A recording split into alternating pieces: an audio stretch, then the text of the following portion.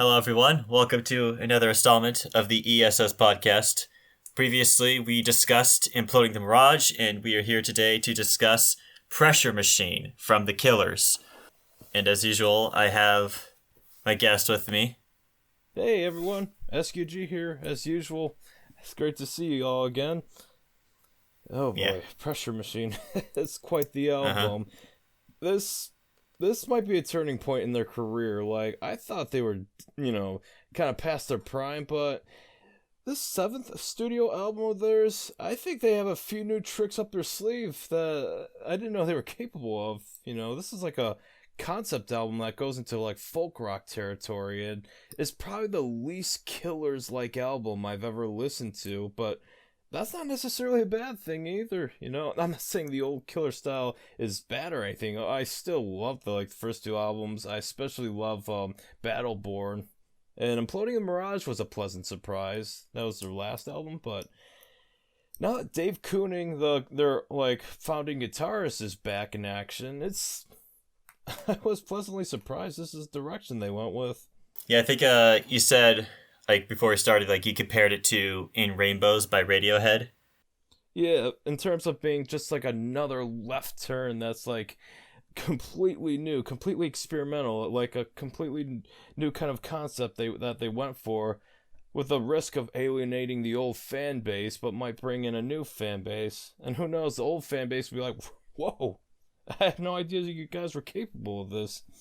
It is kind of like a huge left turn from Imploding the Mirage. Yeah, Imploding the Mirage, it kind of feels like their Force Awakens, which was very kind of called back to previous albums. And while they did have their own classic moments, none of them really reached the highs that the previous albums went for, even though it was a consistently good album. Mm-hmm. I remember on the subreddit, there's a meme, I think it's on the left is a picture of Luigi from a Mario cartoon, has sunglasses on, he's jamming out, and it's labeled Imploding the Mirage, and on the right it shows Luigi crying, and it's labeled Pressure Machine. Yeah, that's good. Yeah. Not gonna lie, the album did kind of break me at a few songs. Yeah. I'll get into those specific ones later. But geez, you're not wrong about that. Yeah, it's it is kind of a surprise because it came out a year after Imploding the Mirage as a result of the COVID-19 pandemic. That I'm not really surprised by. I mean, it's mainly because if you're not touring, you're probably just thinking of new material, and once you got enough ideas, you can just get together, pitch the ideas to fellow bandmates and other songwriters, and then just collaborate and just finally get this thing out. Yeah. I mean, it's not as simple as I'm making it out to be. I'm just from the outside looking in, but that's usually how it goes sometimes. Yeah, I think a good place to start is with the opening track, West Hills. Oh, God, this was what can I say about West Hills? This is incredibly ambient. It's just and it's it has the spoken words and all that. That's the thing that's happens on not all the tracks, but they have spoken introductions by townsfolk of what's the name of this? I think it's called Nephi, Utah, or something like that. I think Nephi, I believe. Nephi, yeah, Nephi, Utah. Yeah. It's the place where Brandon Flowers grew up in, and the album, that's partially why it's depressing. It's about a small town with some, nostalgic moments and all that. It's just it's got some happy memories, but there's also a lot of tragedy in the backdrop of this story woven into the album. Yeah, West Hills is a great way to set the stage of what the album has to offer. But it's just it overall just sounds very melancholic with the vocal performance by Brandon Flowers. Yeah. It's a very nice opening with the piano starting out, and then there's a string instrument coming in. I don't know what it is, but then there's I think the violin or fiddle coming in as well. It's over there. It's a fiddle, I think. Yeah, and it's especially when you get to the final part where he's talking about how he was busted for possession of drugs. and a lot of the religious allegories near the end, I feel is like a really good final nail in the coffin. Like the way that like he exclaims, freeing the West Hills to end off the song is just absolutely perfect, I think. Yeah. And also, like, is a very good commentary on just how, like, the law enforcement specifically targets these, like, people in a hopeless town just who look for an escape in any way they can, these hillbilly heroin pills, for example, and they just give them 15 years in the guardhouse, aka prison, just to further the American prison industrial complex. Yeah. It does kind of like introduce some of the reoccurring thematic elements on the album as well, just like with the reference to hillbilly heroin pills and religious aspects near the end of the song, which like occur a lot throughout the album.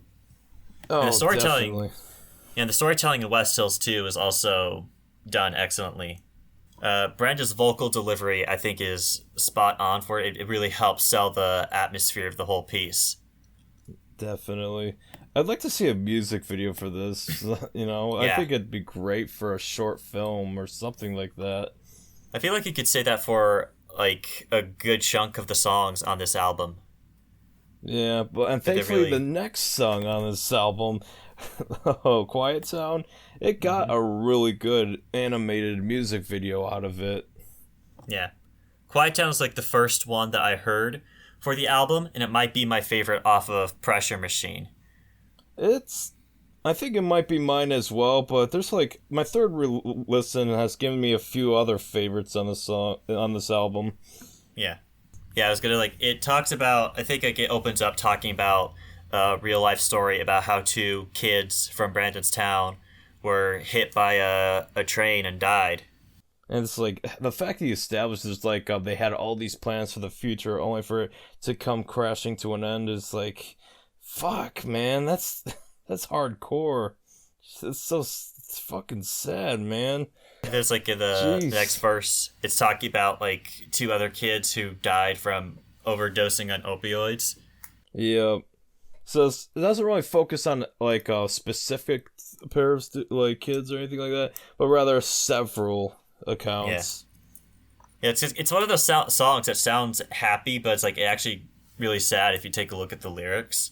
Yeah, I mean, I was like jamming out, and then I read the lyrics while listening to them. I'm like, shit, holy shit! Like, how did I not like see like the very depressing overtones, beforehand? Just like, it's crazy what. It just slips you by when you're distracted, I would say that the song does have some positive aspects to it, so it's not completely depressing. Like in the chorus, they're talking about like the values like that the people in the small town have. Like in the second chorus, they say like good people who lean on Jesus, they're quick to forgive. Yeah. Yeah, because like I can't. I don't know where you live, because I live in a small town, and like religion's like a huge part in like a small town in America. There's like 4 churches in my small town alone. Oh, jeez. Well, in my town, I live out in the sticks, so there's not really churches anywhere except like 5 miles from here. But yeah, it's very relatable, It's like I went to school that's kind of like out in the middle of nowhere with like a graduating class of like 80 people. That's about it. Yeah, I think it was about the same for me. There's another. I really like the outro to the song, where it's like the first crop of hay is up, school let out and the sun beats down, smoke billows from a Sunday train that cries away from a quiet town. I kind of wish it was a bit longer because it's so perfect the way it's executed. Yeah, I just love the harmonica in this. It's like, it kind of feels like a callback to Bob Dylan. I know that's it's kind of just a very vapid kind of like observation on my part. It's like where people are saying, oh, he's only heard Bob Dylan. He didn't hear the other artists, but yeah, it's like, I admit it. I fully admit to that. But still, the harmonica was great. Yeah, it does add a nice piano touch. At the end, Yeah. Like, there's something I've noticed, like, there isn't really that much synthesizer on this album, which is kind of like a departure for the Killers in a lot of ways. I know. I think that might be the main reason why I'm like, wow, this is a Killers album? And it's like, and when I was playing this at work, like I work in a kitchen, like my friend, like he's in his 50s, he could never stand the Killers, knew them for like somebody told me and Mr. Brightside, and got annoyed by them being overplayed on the radio and just kind of dismissed them. So then I play this like, Alec, I'm impressed. Who are you listening to? I'm like, Heath, you're not gonna believe it. This is the Killers. I'm like, what? Really? The Mr. Brightside band? I'm like, yes. They made like a folk rock album. I'm like, wow, I gotta listen to this. Yeah. I think Quiet Towns did leave a good first impression on the album for me. But if like the first track didn't sell you on like the very depressing overtones of this, like the second track like goes from drug use in prison industrial complex to now suicide and like drug overdosing. It's like, yeah, fuck. I'm sorry if I'm swearing too much. Is that loud on your podcast, or are you gonna bleep them out? You're allowed to swear. Fuck yeah, I'm allowed. Woo! Yeah, it's perfectly fine. All right, the next track, the homophobia song. This one is a really heavy song. Yeah. And quite possibly one of the most depressing songs the Killers have ever written. Oh, definitely. I didn't really care for it when I first heard it, but it's really grown on me, admittedly. Sure, it's a little stripped down and like kind of like much slower pace than their usual catalog of songs, but you should always try new things, and sometimes if a song doesn't click the first time, you'd be surprised by what a second listening can do for you, Yeah. There's some people like on the Killer subreddit who said that they can't really bring themselves to listen to Terrible Thing because of how heavy it is, and I can't exactly blame them on that because it is like it is kind of a tough listen. Yeah, because apparently it's about like how this small town like has a lot of homophobia among like the religious people, and this song is from the perspective of someone ashamed of their homosexuality. Yeah. I remember there's a podcast, I think it was like a Killers-centric podcast, and they, I think they grew up in Nephi, and they had someone who they knew from school who was gay, and they had him like talk about like his experiences with it and his thoughts on A Terrible Thing as a song. It was very informative. I gotta listen to this podcast. Can you link it to me after this is over? I'll try to find the link, but it might... I don't know where I would be able to. It might take a while for me to locate it. Sounds good. All right. Yeah. But it was like it did like kind of help provide a new perspective that in a way helped me appreciate Terrible Thing a lot more, but it also kind of helped me understand like, what it's like to be a closeted gay kid and like the kind of thought process that you have behind that. And like Terrible Thing, and also like it does kind of like help kind of discuss the problem like of homophobia and how rampant it was back then, and it's still like a problem in some parts of the world today, unfortunately. Yeah, not wrong. It's like we're not even talking about just these other countries. No, in red, white, and blue America, this is still happening in small towns, and it's fucking sad, man. So many. It is getting better, fortunately. Like, it's never going to be 100% perfect, but it's like we are moving in the right direction, at least. Yeah, and if this song is anything to go off by, no one should ever be ashamed for how they were born. You can't control these things, so you gotta embrace it, regardless of what the others say. Yeah, like I think the lyrics do a good job at I think there's one in specific that I'm trying to think of. It's the second verse is like, around here we all take up our cross and hang on his holy name, but the cards that I was dealt will get you thrown out of the game. Exactly. Like, shit. Spot fucking on. Yeah, it's like very poetic and kind of sad, but it's like I'm trying to think of the way to describe it, but it's like it really does like help illustrate that issue. But it's like, this is the kind of something that we talked about with Land of the Free. It's kind of, it doesn't like beat you over the head with it. there's actually some room for interpretation there. Exactly. Yeah, and there's another lyric that I go back to a lot.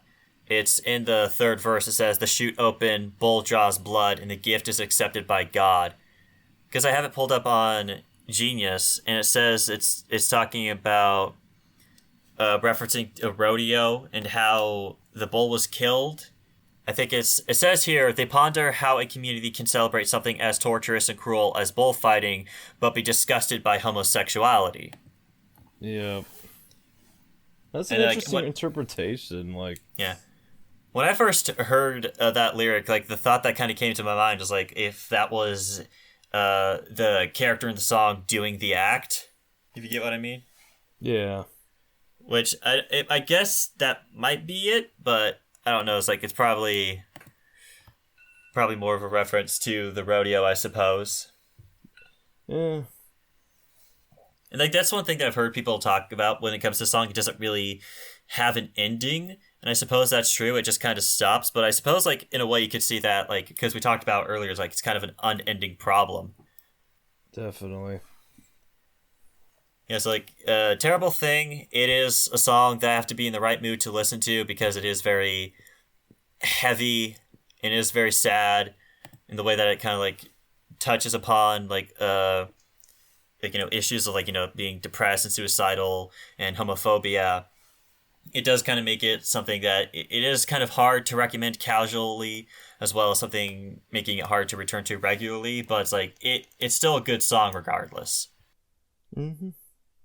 Yeah, the next song on here, Cody, isn't as heavy. At least I don't think it is. It's a little more lighthearted. Oh, definitely. It's it's honestly, this song kind of feels kind of relatable.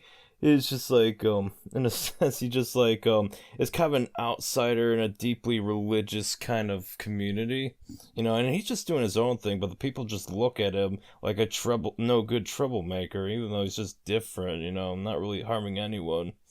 Yeah. I remember, this is a bit off topic, but I think it's funny. I remember I have a friend named Cody, and yesterday I joked to him, the Killers wrote a song about you. Yeah. Did you link him to the song? Yeah, I did. He decided to give it a listen. He said he liked it. That's good. Yeah, I think looks like we got a new Killers fan. Maybe, I don't know. I think I think the first lyric of it, I think, really sets the stage where it says Cody says he didn't start the fire. His parents probably know he did. And then it goes, at the end, it says, says religion's just a trick to keep hardworking folks in line. He says it makes his stomach sick. Yep. An atheist in a religious community it's the ultimate form of ostracization, Yeah, it's kind of it does kind of have that similarity to Terrible Thing in a way, where it's people, judging someone based off of some, arbitrary, stupid standard. And treating them as something bad when it's not that they're bad, it's just that they're different, and it's they can't comprehend the idea of something being different. Mm-hmm. Oh, I remember the reoccurring lyric of "We keep waiting for the miracle" probably kind of plays in a part of that. Yeah. A lot of people like to talk about the guitar solo near the end, but personally, this might be a bit of a blasphemous opinion, but that's probably my least favorite part of the song. What? Yeah, it's not what? The guitar solo. It's not bad. What? It's just I can't really remember it whenever I hear it. No, you're supposed to unconditionally like all the guitar solos by the Killers. I know, well, there's nothing wrong with the guitar solo, I suppose. It's just one in one ear, out the other for me. Okay. Yeah, maybe it might grow on me sometime in the future, but for the time being, I'm just kind of indifferent towards it. Yeah, I can understand. You want to go to the next track? Oh yeah, Sleepwalker. This is another one of my favorites, personally. Yeah, it's this one I'm kind of indifferent towards as a whole. I probably don't return to it as often out of when it comes to the whole album. Yeah. It's just kind of in one ear, out the other for me. Although I would say that I do like the song. It's just I don't love it, is what I would say. Alright. I don't know if I have that much to say about it, but it's like, what do you think of Sleepwalker? Oh, it's like, I like the acoustic guitar and I especially like the use of the mandolin. Like, that was really nice. The mandolin's such an underrated instrument that should be used more often. The only major song I could think of off the top of my head that uses I've Seen All Good People by Yes, but yeah. If it's used sparingly in the song, so the inclusion probably won't drive people to love this song, but I don't know, I personally like the lyrics especially, you know. Yeah, I think it was like the whole song was like built off the lyric from the chorus, like it doesn't come from without, it comes from within. Yeah, exactly. Yeah. And I just like how it describes the scenery, like how the mountainside's all watermelon red, and it's kind of really immerses you into the song. You like feel a part of this world woven into the lyrics, you know. Brandon was always talented when it comes to this aspect of songwriting, but you know, here it's on full display for the world to see. Yeah, I unfortunately don't have too much to say about Sleepwalker. I wish I could say more, but I think I've said everything that I could about this song. I guess we could move on to Runaway Horses now, which is one of my... Oh, yes. Yeah. Another one of my favorites. Yeah, I heard one person, like, on the subreddit said it was boring. It's like, this What? Yeah, it's like, it's a beautiful song. I love it. How is it boring? It's okay, It's not perfect, but it's close to it. Like, yeah. It's great. I love it. It's like it has, like, this nice, ambient, pretty musical instrumentation to it. Yeah. And like a rhythm acoustic in the background. It's like yeah. Yeah, there's like the lyrics are pretty nice too. I think it says here on the website I have pulled up, it says like Brandon Flowers said about the song, life's going to be hard for whatever choice or whatever road you take. There's going to be obstacles and hurdles. In this case, it's about two people that think they're going to finish the race together, and then they end up sort of going on different paths. It's also about coming home. No matter where you go, how far you drift, you're always going to get home. and it feels a lot more uplifting than the rest of the album. Yeah.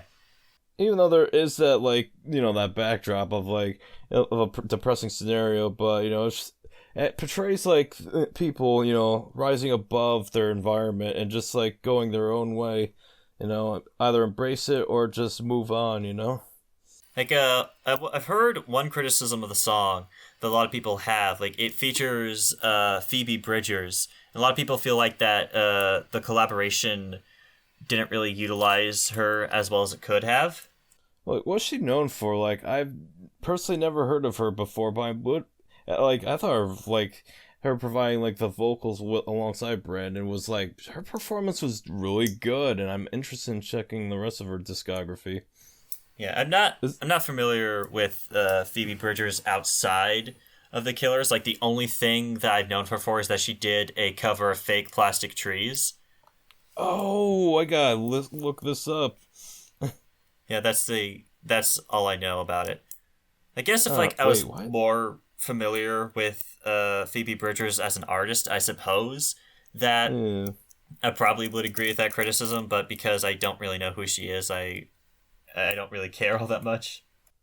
It seems like, according to Wikipedia, she seems to be more of a recent artist, and like her first album being like 2017, and she's been active since 2014. So it's very nice of the Killers to collaborate with her, you know, just like expose her to a wider audience and like help further her career, you know.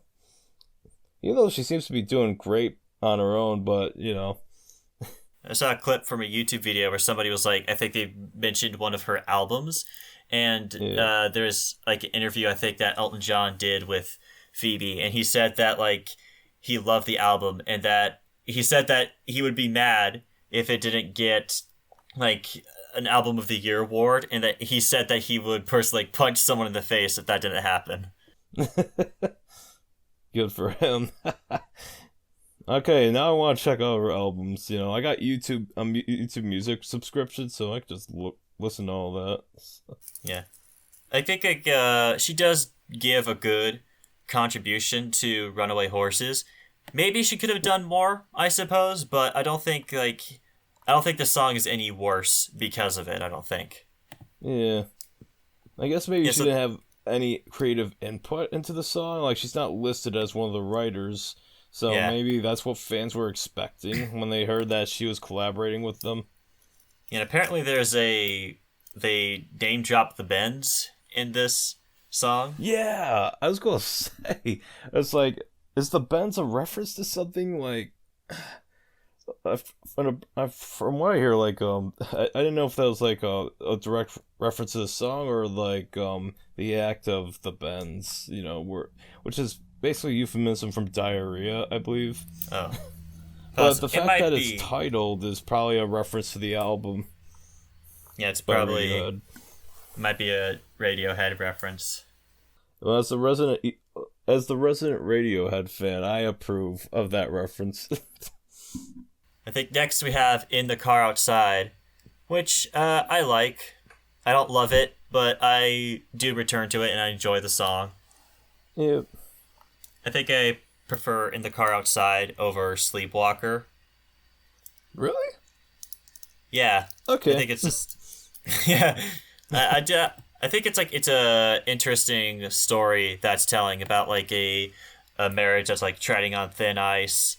Yeah. And an interesting aspect about it is like you're hearing it all from the husband's perspective, so it's like you could be hearing like a biased point of view on it. Yeah, that's true. Especially when he's like when she cries like a train, it's a lot. You know, which kind of feels like tone policing, but I don't know. It's like a bit in the like at the end of the first verse is like, doesn't matter how much you love, it doesn't matter how hard you try. Mm-hmm. I think later on, he talks about. I think it's in the third verse. It says here when he goes and like talks with like an old high school flame, as the song puts it. It's just kind of like the idea of maybe he's tempted to cheat. I think there's another part I'm trying to find. I think there's another reference to a train, if I remember correctly. Yeah, this train seems to be a lot throughout this album, even the very last one, which we'll get to later. Yeah. I seen one interpretation on Reddit where I think they said like that the train kind of represents life. Like it's always going forward and it doesn't stop for anything. Yeah. Unlike the townspeople who are kind of stuck where they are. Yeah. With very few having any hope of escaping. It's kind of like what I think one of the interviews in West Hills with the lady at the beginning is talking about how they'll be there forever. Yeah. But yeah, I think this one's probably my third favorite song, you know, behind Sleepwalker and Quiet Town. But that's just me, though. As for the next song, In Another Life, it might be my least favorite from the album. It's kind of in one ear out the other. Yeah. Like the opening kind of does like offer some more context regarding, you know, like opioid addictions. Yeah, but I kind of like how it explores the themes of like whether like of romance being like whether being a product of circumstance or a product of your actual dreams. You know, it's like how this guy's wondering if he is the man of her dreams or just the man she was just with. You know, out of circumstance. I was gonna bring that up. I think there's like I like the lyric in the chorus that says, "When will I make it home? When that jukebox in the corner stops playing country songs of stories that sound like mine." I think I think I read somewhere is like that the idea behind the song is like contemplating, like considering the possibility of how things would have been different if you took a different path in life and where you would be in another life. Yeah. Hence the title. Makes a lot of sense.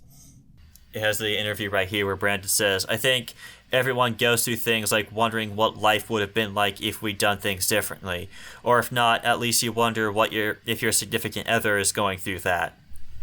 Yeah. I bet this is a relatable problem for a lot of men nowadays. Yeah. Like, at least ones in that are middle age, or maybe in their 30s that are just in the beginning of their marriage. Probably, I think it's like probably something that a lot of people go through in general, I feel. Yeah. And it's not a very comfortable thought now, is it? Yeah. But aside from the lyrics, I like the instrumentation of this, like the piano and everything.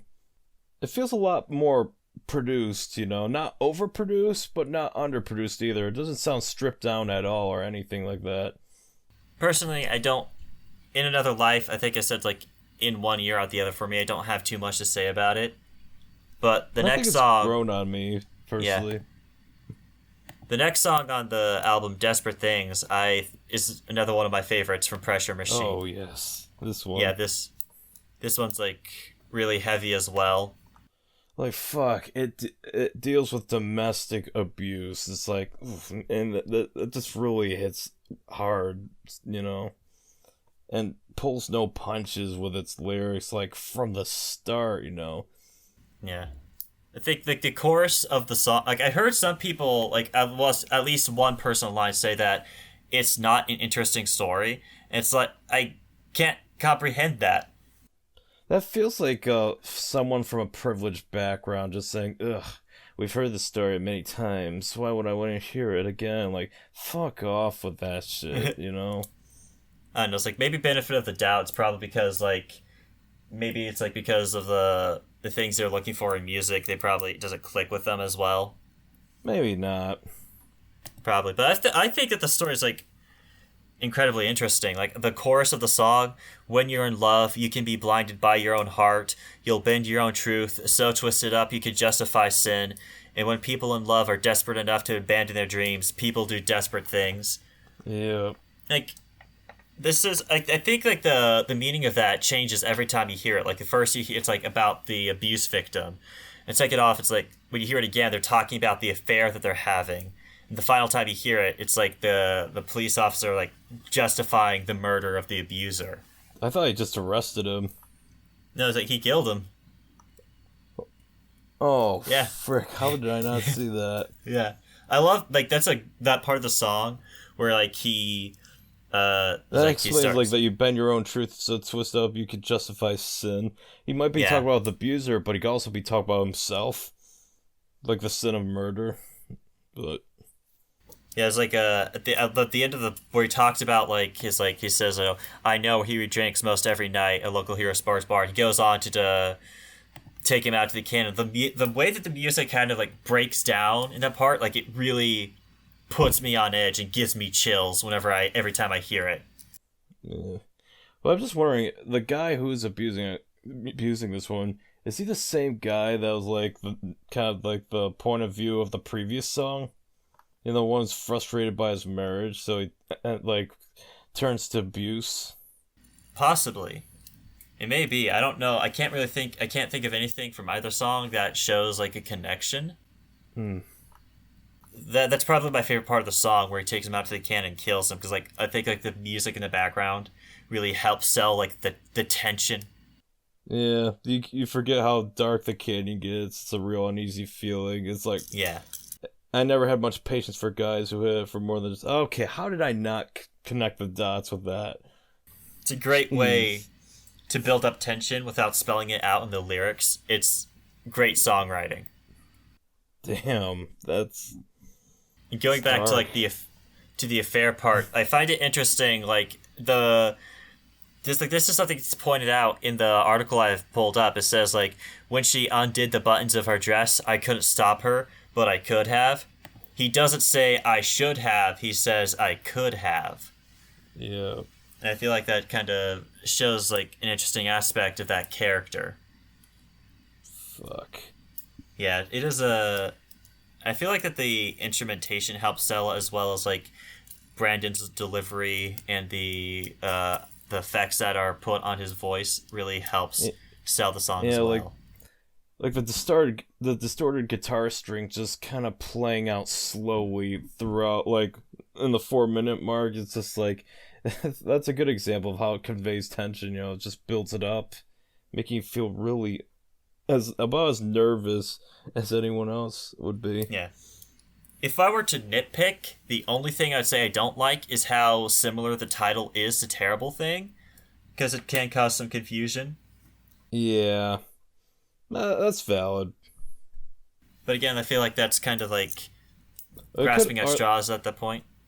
But one could argue that this is like, it's probably just poetry or something like that. It's like poetry, it rhymes. Yep. Yeah. But I think that Desperate Things is probably, it might be my third favorite from the album at the moment, behind West Hills and Quiet Town.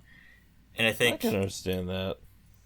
Yeah, it's definitely, and it's like the 8th track on this album, so, or is it the 9th one? I can't remember. It's the 9th. Okay, it's the 9th one. And the fact this is like one of the closer tracks, oh boy. Yeah. It's kind of a way to start to end things off on. Yeah. Speaking of which, we have the title track, Pressure Machine. Yes. This one was written, like, In the Car Outside was co-written by, like, Dave Cooting, but this one was also written by Dave Cooting. Yeah. Alongside Brandon Flowers and Jonathan Rado. This is one of the more upbeat ones on the album, I would say, at least in terms of instrumentation. Yep. There's some, like, I think it brings up some things in the lyrics. It's like, it's like, don't you feel the time slipping away? It's gonna break your heart one day. Yep. And the next chorus, it says, like, and every year goes by faster than the one before. Yeah. My favorite verse for them is like, keep the debt cloud off the kids, always sunshine on their lids, Jiminy Cricket and Power Wheels, and memories of Happy Meals. Like, God, holy crap! That's like, yeah, that's probably my favorite lyrics out of the entire album, if I'm being honest. Yeah, it's like, it kind of captures that obliviousness that parents try to give their kids to, like, so they don't really open their eyes to their surroundings. Making the best out of a terrible situation.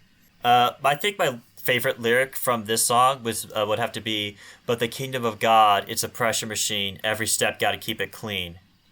Now, what's a pressure machine exactly? Like, I don't know what that is. Is it like an actual device that he uses as a metaphor? Well, when I looked up pressure machine, all I got was the album. No. Of course. It's like when you try to look up Civil War, you get Captain America's Civil War and not the actual Civil War. Yeah, I think Brandon, it says like that in an interview, he said that it's about the pressure in America to produce and succeed, or even you start being evaluated when you're a kid, how to respond to pressure, and sometimes you get marked unfairly at an early age because of the way that you respond or what your worth is. And I think that compounded by the religious pressure that I see people apply to themselves, sometimes unnecessarily, I thought it's almost like this machine that we've created, and it's not just Wall Street. It's these small towns too that are getting it, going through it. Yeah. Yeah. This is probably my 4th favorite song off the album personally. Yeah, I'm not sure where I would rank it. It's probably like mid tier or high tier for me personally. I just love the string orchestra. Like, it's very faint and in the background, but it's perfect. It's very... Yeah, then you got the fiddle kicking in the outro. Yeah. It's kind of a song you think of afterlife, just like in this kind of utopian kind of way. I think that he uses those, like, the strings. I think they use the strings, just kind of caps further the nostalgic kind of attachment within the lyrics. If that makes any sense. Yeah, there is one thing I will say about the song.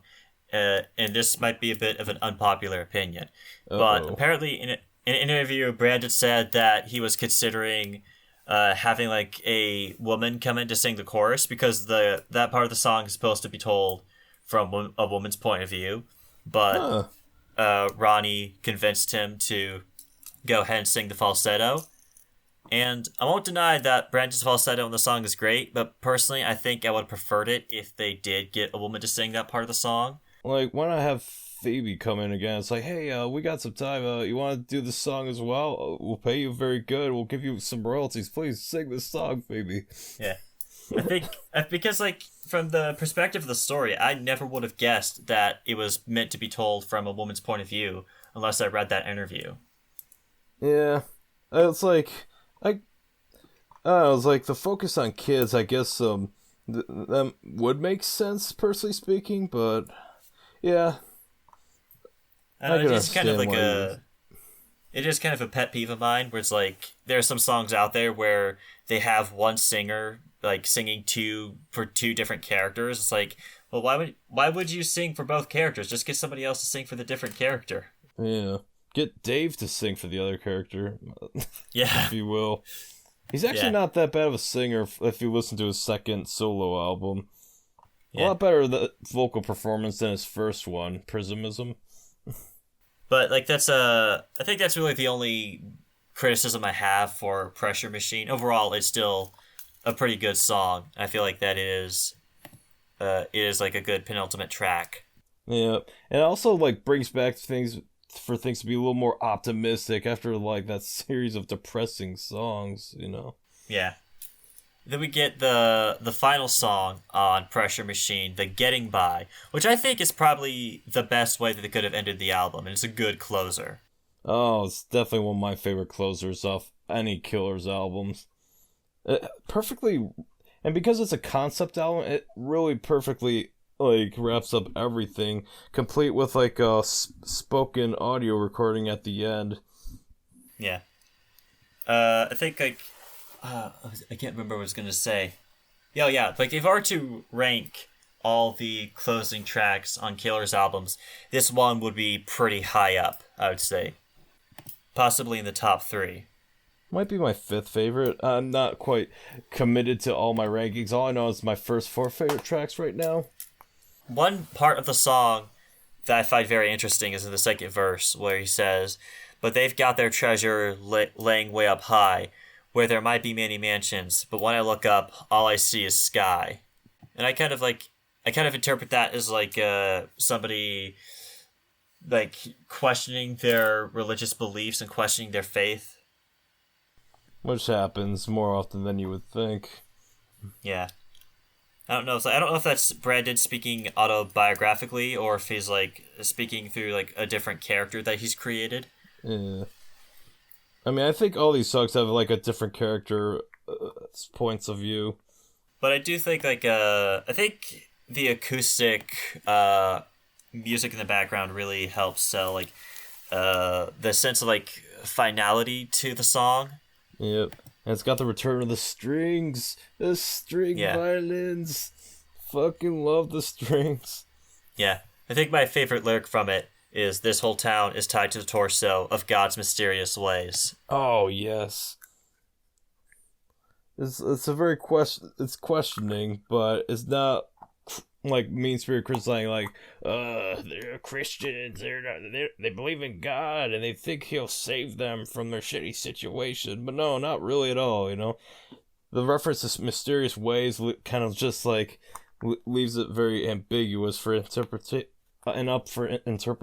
basically. Yeah, I feel like that it does kind of help like give this sense of like closure and finality to the whole album. Pressure Machine really couldn't have asked for a better conclusion, in my opinion. Definitely. And especially, again, the audio recording at the end just kind of ends things off perfectly. It's not like a false exit or anything like that. No, it transitions to it without it being forced or like choppily edited in, you know. Yeah, it brings it full circle. Exactly. With that fucking train. Yeah. I think like Brandon says, like, even though there is struggle and even though there is strife and toiling, there's still hope. And that's what makes these people who they are. They get up and go to work every day. I have a lot of respect for them, and I don't feel that far removed from them. And I thought about people like my uncles and my dad and my nephews and my cousins, and really wanted to capture what I saw in their lives. And I think he successfully did it, you know. Yeah. I feel like that there was a lot of heavy stuff on this album. I feel like that the Getting By kind of like into on a nice, hopeful note, I would say. Yeah, and it's like after my third listen through, you know, I enjoyed the album and all. It just then like Mr. Brightside was on all play, you know, went back to Hot Fuss, and you know, it's like holy crap, they went from Mr. Brightside to this. And it just makes you like, wow, they've really come a long way. Yeah, so overall, I think like as for overall concluding thoughts on the album, like as a small town resident myself, I found myself relating to a lot of the thematic elements of the album. Like I talked about like the lyric from Quiet Town earlier with like, you know, good people who lean on Jesus. And there's like more to it than like, you know, the religious aspects, because, you know, like it's like a very religious town that I grew up in. But it's also like, you know, the sense of like the small town struggles. And, you know, I feel like, you know, how it is like, you know, a quiet life and there's not much happening here, but it's like everybody here knows everyone. It's like whenever something happens, it's like word gets around fast. There's a sense of community with everybody here. And I feel like that the album did a great job at capturing the small town feel. Exactly.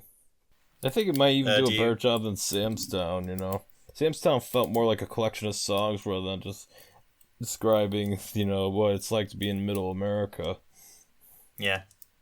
I do get a bit of a Sam's Town vibe from the album. I don't know like how you feel about that, but I kind of did get like a lot of flashbacks to their sophomore record when listening to Pressure Machine.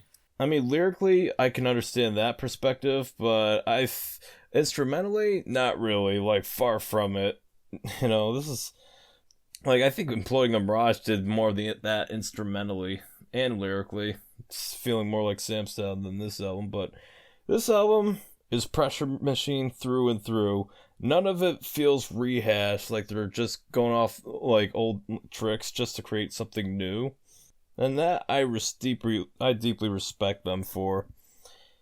Another interesting tidbit of information, though, is like there's two different versions of that. I'm not sure if like both of them are available on CD. I know the main one is on CD. It's like the abridged version of Pressure Machine omits the spoken introductions, but I feel listening to the abridged version of the album does you a huge disservice, because a lot of these spoken introductions kind of tie into the song that they're introducing.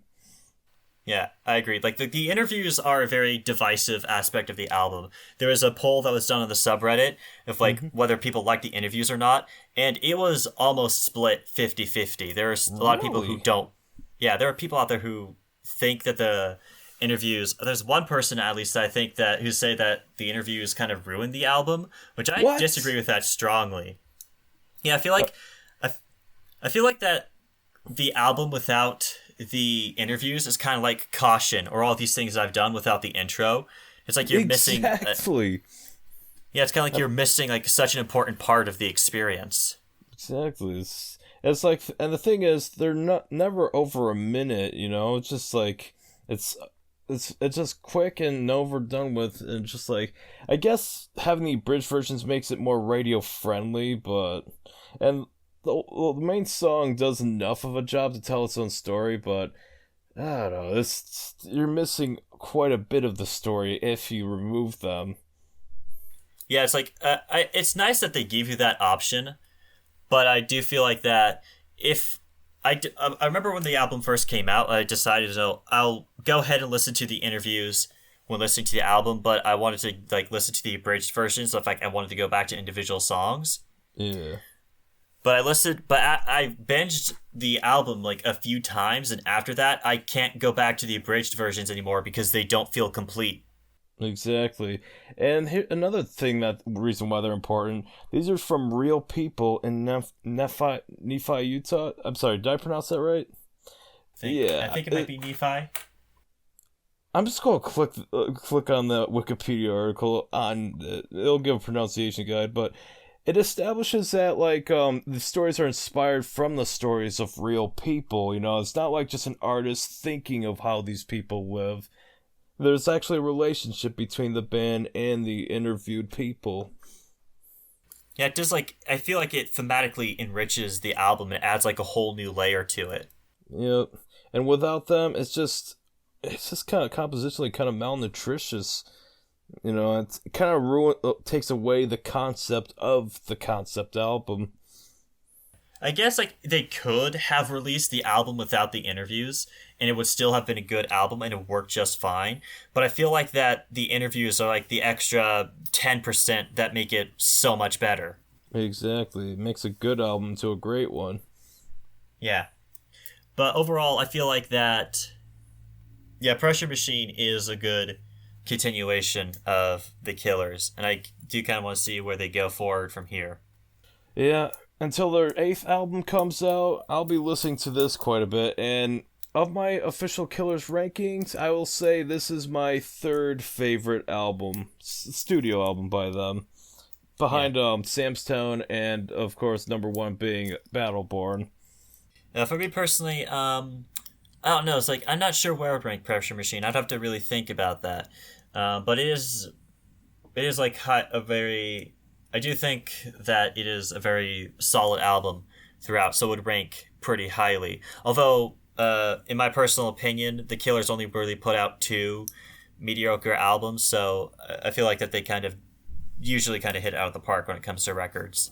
Talk about Day and Age and Wonderful Wonderful. Yeah. Like, Day and Age has grown on me, but you're spot on about Wonderful Wonderful. Yeah. I think we usually talk about like our favorites from the album, our least favorites, and most underrated. If you wanted to give your input on that. All right. Oh well, I think we stated that Quiet Town is our favorite for reasons we described previously.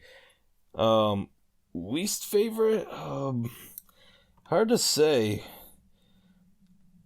I am not really sure. This is like, I guess you had to hold a gun up to my head. It's probably like Terrible Thing, not because it's bad. No, it's a good song. But if I was going to, like, I'd have to be in the mood to listen to that, you know, because the subject matter is really hard to deal with.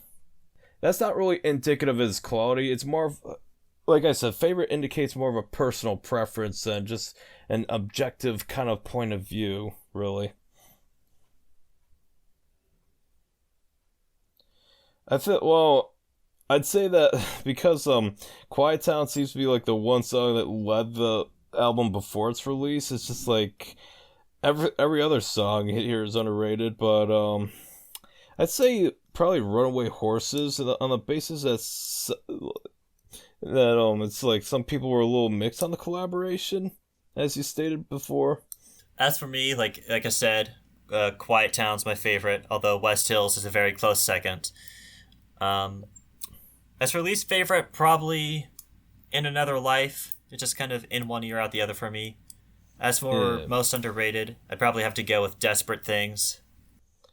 Yeah, that's a good one. Oh, it's hard to say. I don't really know enough about like how the fans feel about it. I should probably follow like a Facebook page on the Killers fan base, and you know that's where I usually get most of my information on how fans really feel about specific albums, like actual fans, not just rock critics or something from magazines or online websites. Yeah, I usually follow the subreddit for that. Yeah, I gotta use Reddit more. It's embarrassing how little I use it.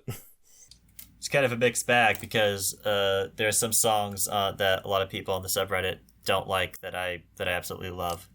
All right. So, is there any other ones like we want?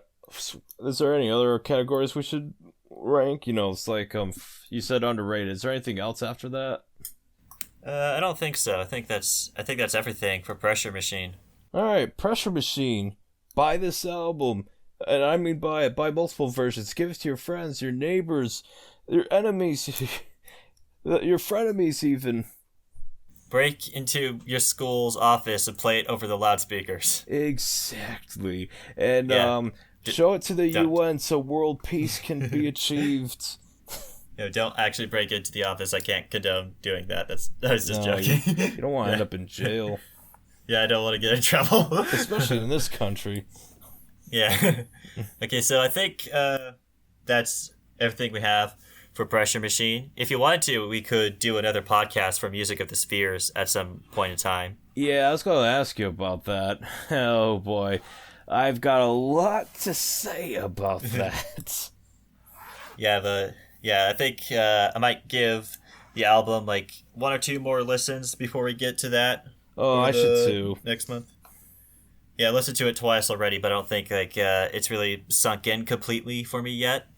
Alright. Well, with that little breadcrumb dropped on the trail, see y'all next time. Goodbye. Bye.